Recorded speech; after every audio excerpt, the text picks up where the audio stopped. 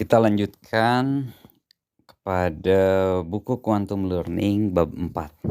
Bab 4, menata pentas, lingkungan belajar yang tepat. Mengapa Anda harus membaca bab ini? Pertama, ciptakan suasana yang nyaman dan santai. Gunakan musik supaya terasa santai, terjaga, dan siap untuk berkonsentrasi. Ciptakan dan sesuaikan suasana hati dengan berbagai jenis musik. Gunakan pengingat-pengingat visual untuk mempertahankan sikap positif. Berinteraksilah dengan lingkungan Anda untuk menjadi pelajar yang lebih baik. Jika Anda bekerja di lingkungan yang ditata dengan baik, maka lebih mudahlah untuk mengembangkan dan mempertahankan sikap juara. Dan sikap juara akan menghasilkan pelajar yang lebih berhasil. Ketika kru panggung sedang menata pentas untuk pementasan drama atau musik, ia mengetahui bahwa perhatian pada detail adalah hal yang penting. Pencahayaan, tata suara, setiap nuansa, warna, dan bentuk akan menentukan suasana dan membantu penyampaian pesan kepada penonton. Bagi pelajar kuantum, faktor-faktor lingkungan sama dengan penataan yang dilakukan oleh kru panggung. Cara Anda menata perabotan, musik yang Anda pasang, penataan cahaya, dan bantuan visual di dinding dan papan iklan. Semua merupakan kunci-kunci yang menciptakan lingkungan belajar yang optimal. Jika ditata dengan baik, lingkungan Anda dapat menjadi sarana yang bernilai dalam membangun dan mempertahankan sikap positif. Dan seperti yang akan Anda pelajari dalam bab 5, sikap positif merupakan aset yang berharga untuk belajar. Dengan mengatur lingkungan Anda mengambil langkah pertama yang efektif untuk mengatur pengalaman belajar Anda secara keseluruhan. Kenyataannya, jika saya harus menyebutkan satu alasan mengapa program-program kami begitu sukses dalam membantu seseorang menjadi pelajar yang lebih baik, ini karena kami berjuang untuk menciptakan lingkungan optimal, baik secara fisik maupun mental. Sebelum suatu program dimulai, staf masuk ke dalam masing-masing kelas dan mengubahnya menjadi suatu tempat di mana siswa-siswa akan merasa nyaman, terdorong, dan mendapat dukungan. Kami memasukkan tanaman dan musik, dan jika diperlukan kami menyesuaikan temperatur dan memperbaiki pencahayaan. Kursi-kursi diberi bantalan atau jok supaya lebih nyaman. Jendela-jendela dilap dan dinding-dinding dihiasi dengan poster-poster indah dan tulisan-tulisan yang bermakna positif. Ketika para siswa memasuki lingkungan fisik yang cerah, nyaman, dan mengundang ini pada hari pembukaan, setiap orang disapa secara pribadi oleh pemimpin timnya. Mereka segera diajak bermain bersama siswa-siswa lain di dalam tim, sehingga mereka memulai hari ini dengan perasaan memiliki. Seluruh pengalaman pertama mereka yang penting ini bersifat menyenangkan dan membahagiakan. Ciptakan lingkungan yang optimal baik secara fisik maupun mental. Daftar perabotan, jenis dan penataan, pencahayaan, musik, visual, poster, gambar, papan pengumuman, penempatan persediaan, temperatur, tanaman, kenyamanan, suasana hati secara umum. Setahap demi setahap selama 2 hari berikutnya melalui pemanfaatan latihan komunikasi dan aktivitas kelompok lainnya. Mereka saling mengenal anggota kelompoknya dengan baik. Kami membuat mereka merasa nyaman dengan diri mereka sebagai individu dan sebagai anggota kelompok.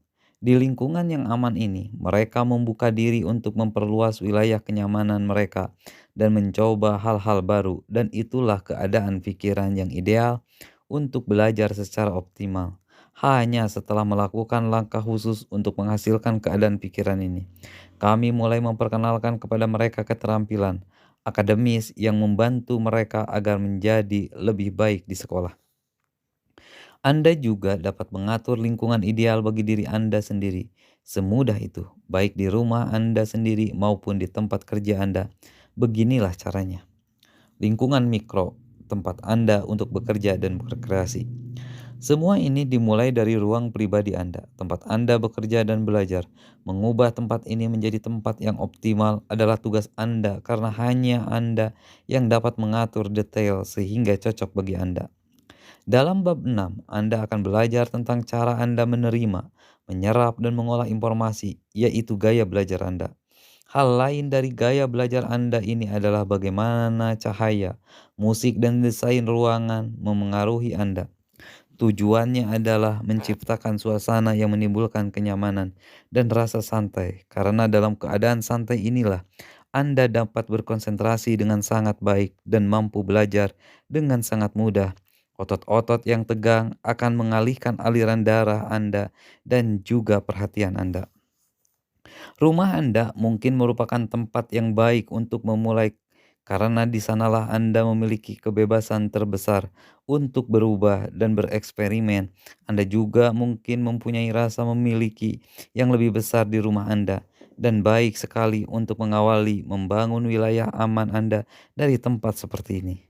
Setelah Anda berhasil membangun lingkungan belajar yang sempurna di rumah Anda dapat membawa hal-hal yang berhasil di sana dan menerapkannya di kantor Anda atau ruangan kerja lainnya di luar rumah. Adalah sangat baik jika Anda menyediakan ruang terpisah untuk Anda sendiri di rumah Anda. Dengan cara itu, Anda akan lebih mudah untuk mengabaikan gangguan-gangguan. Jika Anda tidak mempunyai studio atau ruangan tersendiri, buatlah satu sudut tersendiri yang dapat disekat. Suatu ruangan dari garasi yang tidak sering orang lalu lalang, loteng, kloset yang cukup lapang, atau bahkan gudang tempat menyimpan barang yang terletak di belakang rumah. Bersikap kreatiflah dan gunakan imajinasi Anda untuk melihat apa yang dapat dimanfaatkan lebih daripada apa yang ada sekarang. Setelah menentukan ruangan Anda dapat mengerjakan detil-detilnya. Sebagian orang lebih menyukai lingkungan kerja yang formal, sedangkan yang lain lagi lebih nyaman di tempat yang tidak terlalu kaku. Pikirkanlah suasana yang dapat membuat Anda mampu berkonsentrasi dengan mudah dan melakukan banyak pekerjaan tanpa menjadi stres. Apakah itu duduk di kursi dengan menghadap dinding, duduk di atas bantal-bantal di lantai, duduk di meja dapur menghadap ke jendela? Mungkin Anda menyukai kombinasi keteraturan dan ketak-teraturan, seperti melakukan penelitian dan membaca sambil duduk di kursi malas, lalu pindah ke meja untuk menulis. Kemudian perhatikanlah pencahayaan. Tentu saja ruangan Anda harus mendapatkan cukup cahaya supaya Anda tidak harus melelahkan mata. Namun ini pun merupakan pilihan pribadi. Sebagian orang menyukai ruangan yang terang secara merata, sedangkan yang lain menyukai cahaya yang berfokus pada apa yang sedang mereka kerjakan. Ada juga yang menyukai kombinasi dari efek cahaya. Karena pencahayaan ini termasuk biaya yang mahal, mungkin Anda dapat memperhatikan berbagai pilihan ketika Anda berada di kantor, kelas, dan rumah beberapa teman sebelum membeli yang sesuai dengan kebutuhan Anda sendiri. Inilah beberapa detail penting yang harus diperhatikan dalam lingkungan fisik Anda. Papan buletin tempat Anda mencantumkan perangkat visual untuk menjelaskan proses berpikir Anda, seperti grafik kerja sekarang yang sedang dalam pengerjaan dan daftar proyek-proyek yang mungkin diambil. Rak untuk buku-buku dan bahan-bahan rujukan. Sistem penangkap untuk mencatat ide-ide yang muncul dan mungkin berguna nantinya, seperti sebuah buku catatan atau perekam. Rencana harian untuk mengatur waktu Anda. Sistem musik stereo atau lainnya. Pernyataan positif untuk mengingatkan Anda agar tetap berada dalam kerangka berpikir, sikap ingin maju. Dua hal terakhir begitu penting untuk menciptakan lingkungan belajar yang optimal. Semuanya perlu diberi perhatian khusus. Iringan musik kunci menuju quantum learning. Alasan mengapa musik sangat penting untuk lingkungan quantum learning adalah karena musik sebenarnya berhubungan dan mempengaruhi kondisi fisiologi Anda. Selama melakukan pekerjaan mental yang berat, tekanan darah dan denyut jantung Anda cenderung meningkat, gelombang-gelombang otak Anda meningkat, dan otot-otot Anda menjadi tegang. Selama relaksasi dan meditasi, denyut jantung dan tekanan darah menurun dan otot-otot mengendur. Biasanya akan sulit berkonsentrasi ketika Anda benar-benar relaks, dan sulit untuk relaks ketika Anda berkonsentrasi penuh. Dr. Georgi Lazanov yang teknik-teknik pemercepatan belajarnya menjadi fondasi bagi Supercamp. Mencari cara untuk mengombinasikan pekerjaan mental yang menekan dengan fisiologi relaks agar melahirkan pelajar-pelajar yang istimewa. Setelah suatu percobaan intensif dengan para siswa, ia mendapatkan bahwa musik adalah kuncinya. Relaksasi yang diiringi dengan musik membuat pikiran selalu siap dan mampu berkonsentrasi. Musik yang menurut penemuan Dr. Lozano paling membantu adalah musik barok seperti Bach, Handel, Pachelbel, dan Vivaldi. Para komposer ini menggunakan ketukan yang sangat khas dan pola-pola yang secara otomatis mensinkronkan tubuh dan pikiran kita.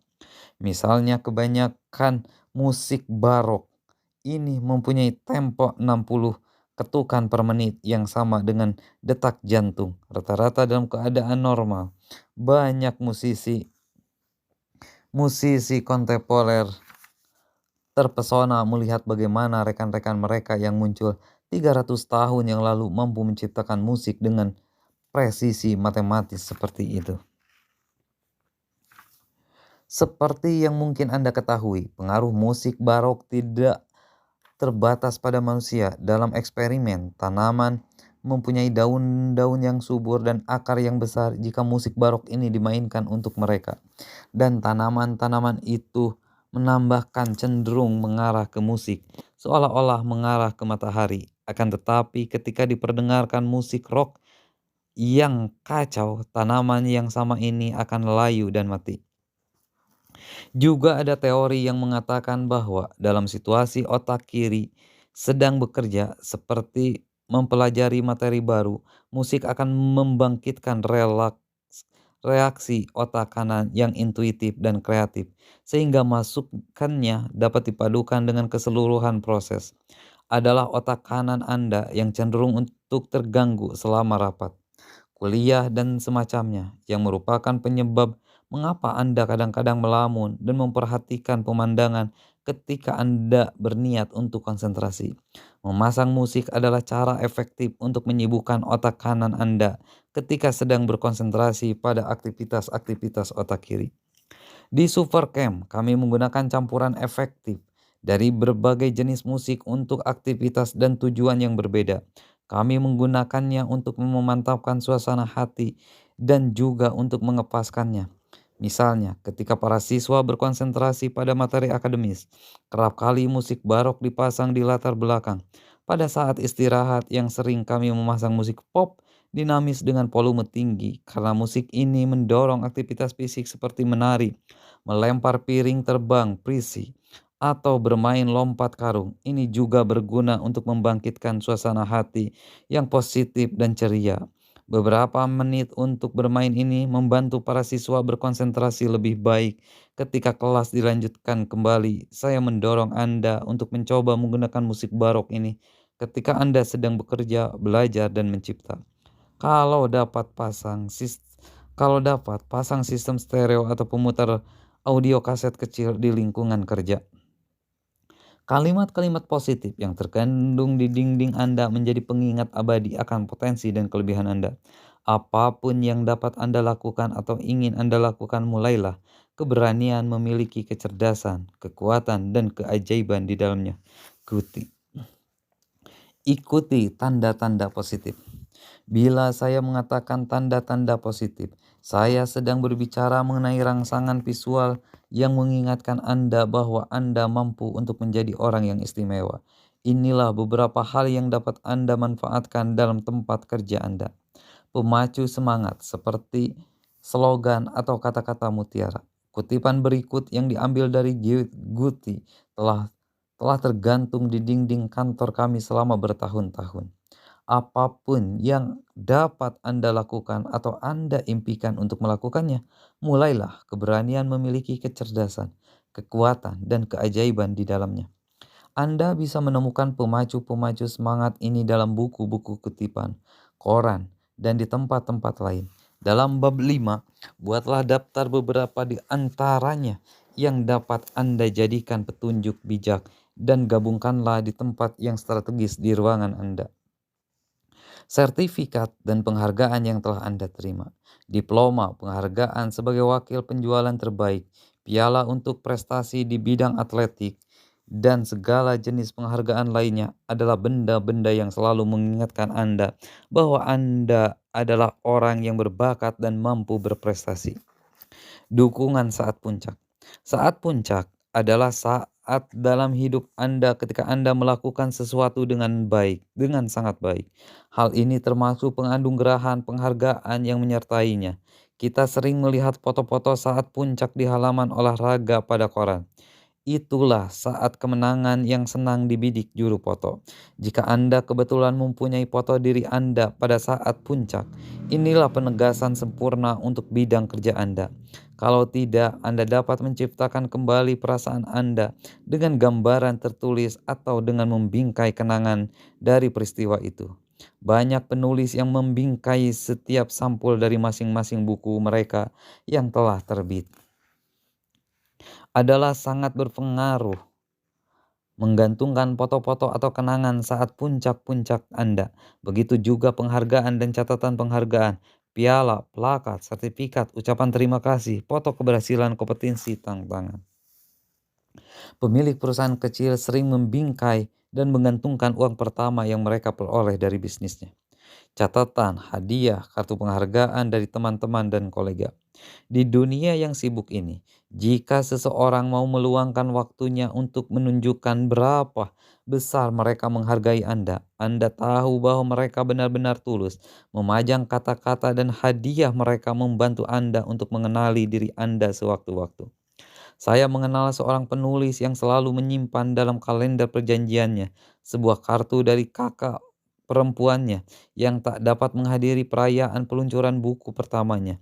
Dalam kartu ini tertulis, buat seseorang yang tak pernah menganggap gunung itu terlalu tinggi untuk didaki. Kartu itu ditandatangani dengan ucapan, dengan cinta dan kekaguman. Bagi penulis ini, kartu menunjukkan suatu kenangan kegembiraan dan perayaan yang meliputinya. Lihatlah, selalu kata-kata positif itu. Setiap orang memerlukan hal-hal semacam itu di tempat kerja pribadi mereka untuk mempertahankan sikap positif ketika sedang mengalami kesulitan. Kata-kata itu membuat Anda merasa berharga dan mendapat dukungan yang sangat penting bagi diri Anda. Lingkungan makro, dunia yang luas. Sejauh ini kita telah berbicara tentang lingkungan mikro atau tempat kecil yang sepenuhnya milik Anda dan berada dalam kendali pribadi Anda. Jika Anda dapat menciptakan ruang kerja Anda sebagai tempat Anda merasa aman, nyaman dan dihargai, maka tempat itu akan menjadi jangkar yang kuat ketika Anda keluar dari sana menuju dunia luar. Sedikit demi sedikit Anda akan dapat memperluas zona aman Anda dan karena itu memperluas lingkungan pengaruh dan kekuatan pribadi Anda ke dalam lingkungan makro. Anda tidak dapat sepenuhnya mengendalikan apa yang terjadi dalam lingkungan makro, akan tetapi Andalah yang akan memutuskan sampai tingkatan mana Anda akan berinteraksi dengan dunia luas. Tingkatkan tingkat partisipasi Anda di dunia sesungguhnya dapat menentukan kemampuan Anda untuk belajar dengan kemudahan. Lingkungan yang memperkaya menghasilkan pelajar-pelajar yang lebih baik dalam situasi-situasi yang memerlukan pemecahan masalah. Lingkungan yang melemahkan menghasilkan pelajar-pelajar lambat yang tidak mempunyai minat. Dr. Marian Diamond dalam penelitiannya dengan tikus-tikus laboratorium menemukan bahwa tikus-tikus yang hidup di lingkungan yang kaya adalah pelajar-pelajar yang lebih baik. Yang dimaksud dengan lingkungan yang kaya adalah lingkungan di mana tikus-tikus itu mendapatkan perhatian yang positif dari pemeliharaannya dan memiliki akses ke mainan yang merangsang pikiran mereka.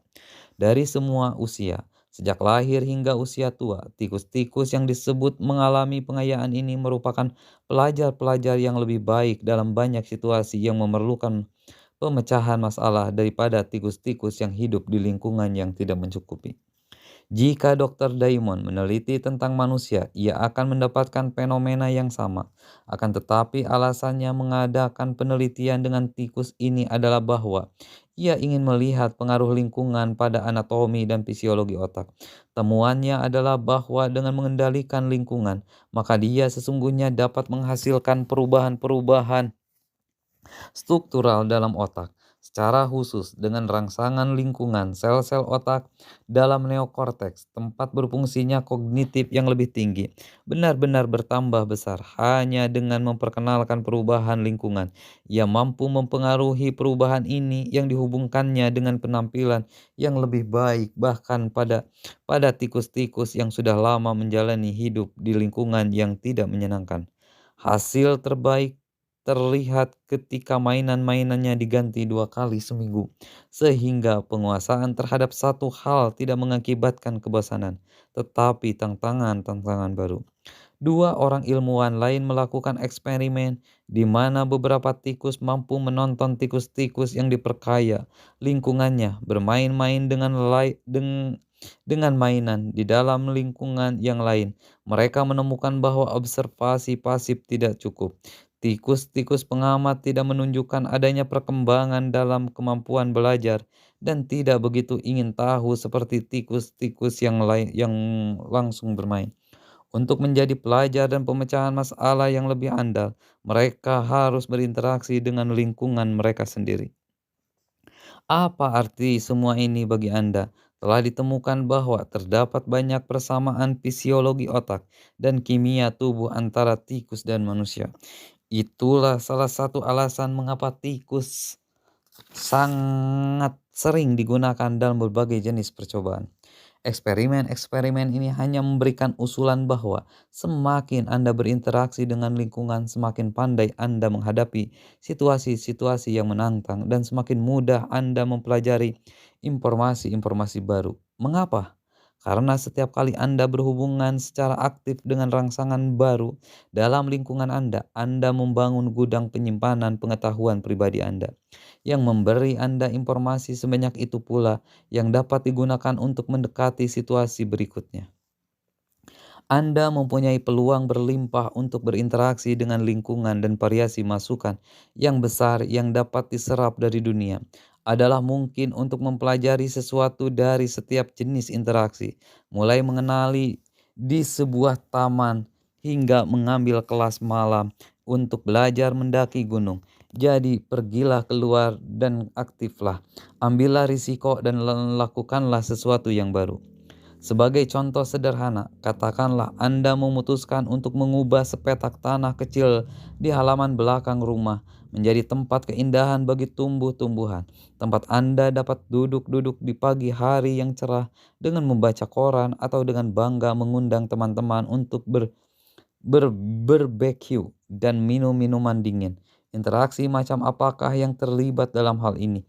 Ya, ini mungkin dapat dimulai dengan melihat majalah untuk mencari ide dan melihat buku-buku mengenai taman di perpustakaan. Selanjutnya, Anda dapat membawa daftar tanaman dan material lain ke toko perawatan atau penataan taman dan berbicara dengan seseorang yang tahu banyak tentang masalah itu. Setelah belajar sebanyak mungkin, Anda memutuskan untuk membeli materialnya dan membawanya pulang. Di sini saat Anda bekerja dengan tanah, menata halaman itu menjadi tempat indah yang Anda bayangkan. Anda belajar tentang lingkungan fisik makhluk yang hidup di dalam tanah, misalnya, dan berapa banyak energi yang diperlukan untuk mengenali sebuah lubang sambil memelihara taman kecil Anda ini. Anda belajar semakin banyak memang ini tampaknya sangat biasa. Tetapi inilah informasi yang secara potensial dapat digunakan dalam situasi-situasi lain. Berinteraksilah dengan lingkungan juga berarti mengambil peluang-peluang yang akan datang dan menciptakan peluang jika tidak ada. Jika teman-teman mengundang Anda untuk naik perahu mereka dan belajarlah bagaimana berski air, pertimbangkanlah dengan sungguh-sungguh. Ingatlah, partisipasi aktif lebih baik daripada observasi pasif. Tentu saja, bahkan keluar rumah untuk menyaksikannya pun lebih baik daripada berdiam di rumah saja. Jika Anda melihat orang-orang terbang dalam balon udara dan selalu berpikir, suatu hari nanti aku ingin mencobanya.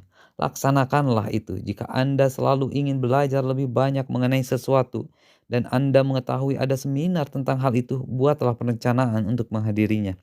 Akhirnya, interaksi dengan lingkungan berarti mengadakan perubahan. adalah menyenangkan, mudah, dan aman untuk mempertahankan status quo.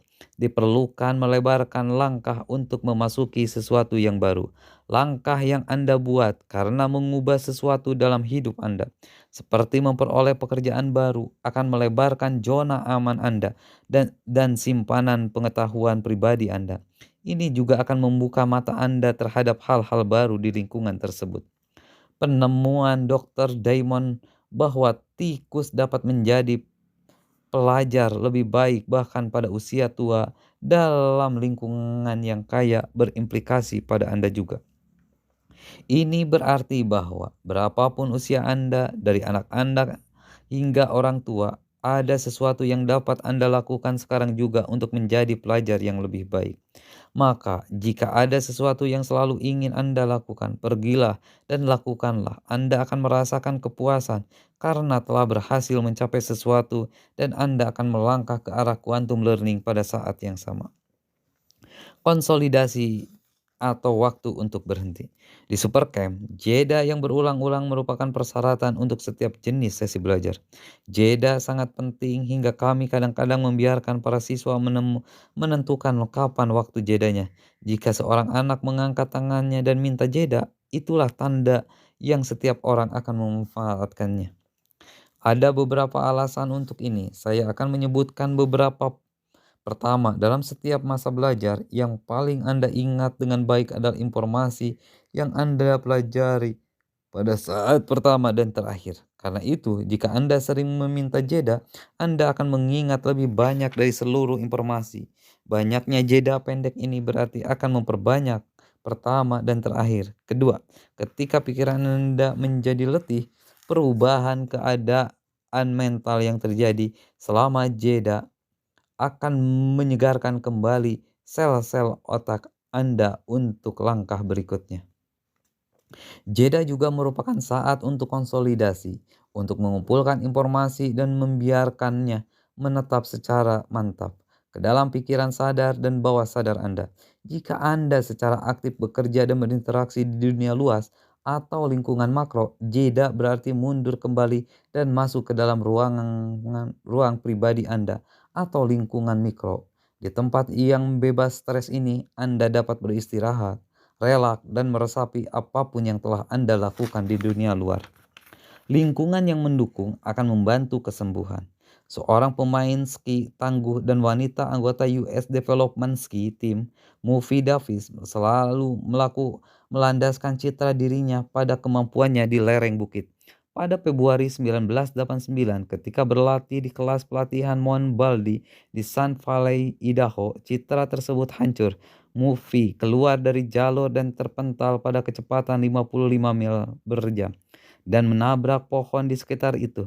Kecelakaan itu mengakibatkan ia lumpuh pada bagian pinggang ke bawah. Selama 3,5 bulan proses penyembuhan dan rehabilitasi, kamar Mufi di rumah sakit menjadi lingkungan yang mendukung, yang menyalurkan semua energinya untuk kesembuhan. Dikelilingi oleh berbagai jenis dukungan, foto-foto keluarga dan teman-teman, bunga, gambar binatang yang lucu-lucu, dan spanduk cetakan komputer dari teman-teman dan kawan sekelas yang bertuliskan, "Kami mencintaimu Mufi dan semoga ini dapat mempercepat kesembuhanmu." Ia pun mulai membaik. Ia juga mengubah kamar di rumah sakit itu menjadi pusat kampanye, menjalankan kampanye video yang sukses untuk pemilihan presiden kelas junior.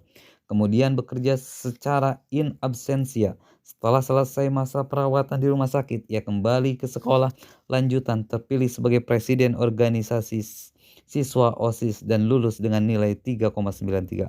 Walaupun masih menggunakan kursi roda, kini Mufi kembali dalam olahraga permainan. Peralatan khusus membuatnya dapat bermain tenis dan ski air, dan ia pun kembali belajar bermain ski di lereng bukit. Sekarang menjadi mahasiswi di Stanford, Mufi berencana untuk belajar tentang kedokteran dan mengambil spesialisasi dalam hubungan antara tubuh dan pikiran yang membuatnya sembuh dari kecelakaannya. Ia tetap berdedikasi untuk menciptakan lingkungan yang positif bagi dirinya sebagai sistem pendukung yang kuat. Walaupun dokter-dokternya tidak menjamin apapun, Mufi yakin bahwa ia akan bisa belajar kembali, dan dengan mengenalnya tentu saja ia akan bisa. Jika Anda bekerja di rumah atau di kantor Anda, jeda biasanya berarti bangkit dari meja atau kursi Anda dan melakukan sesuatu yang lain dalam waktu singkat. Ubahlah musik Anda dengan yang bertempo cepat dan menggentak. Lalu menarilah atau melakukan senam selama beberapa menit. Atau berjalanlah naik dan turun tangga beberapa kali. Berbaringlah di rumput dan pandanglah awan. Bermainlah dengan anjing Anda, apa saja yang dapat mengubah keadaan fisik dan mental Anda untuk beberapa saat. Quantum learning adalah gabungan yang sangat seimbang antara bekerja dan bermain, antara rangsangan internal dan eksternal, dan antara waktu yang dihabiskan di dalam zona aman Anda berada dan melangkahlah keluar dari tempat itu. Baik Anda di rumah, di kantor Anda, di perpustakaan, atau di mana saja di dunia ini, waspadalah terhadap kontrol yang Anda lakukan atas detil-detil lingkungan Anda dan bagaimana Anda memilih untuk berinteraksi dengan semua itu. Karena cara Anda mengontrol lingkungan sangat menentukan bagaimana Anda belajar. Aku tahu, aku tahu. Beri tanda kolom ini jika Anda memahami konsep. Saya tahu suatu tempat di rumah saya di mana saya dapat bekerja dan berkreativitas. Saya tahu perabotan dan pencahayaan yang saya perlukan untuk melakukan pemikiran saya terbaik. Saya tahu bahwa musik dapat membantu saya berkonsentrasi selama belajar. Saya tahu 4 tanda positif yang dapat saya gunakan dalam ruang kerja saya untuk memacu pikiran. Saya tahu saya akan menjadi pelajar yang lebih baik kalau saya berinteraksi secara konstruktif dengan lingkungan saya. Saya tahu bahwa saya perlu beristirahat dari aktivitas saya untuk memperoleh yang terbaik dari waktu belajar saya, baik di ruang pribadi saya maupun di dunia luas. Itulah bab 4 dari quantum learning ini, dan kita nanti akan dilanjutkan ke video selanjutnya di bab 5. Sekian dan terima kasih.